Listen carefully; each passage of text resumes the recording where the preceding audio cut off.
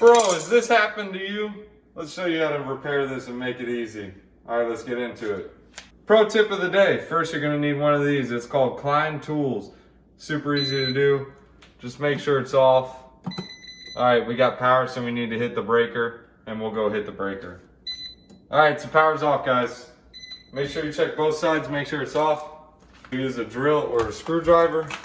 Literally get the previous screw out, just like so. Done.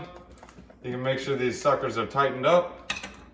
We're going to go ahead and tighten that up. You can use a drill or a screwdriver.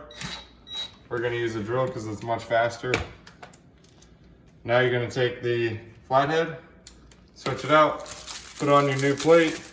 This is trash, or you can put it on the fridge and say, look what I did today, Mom.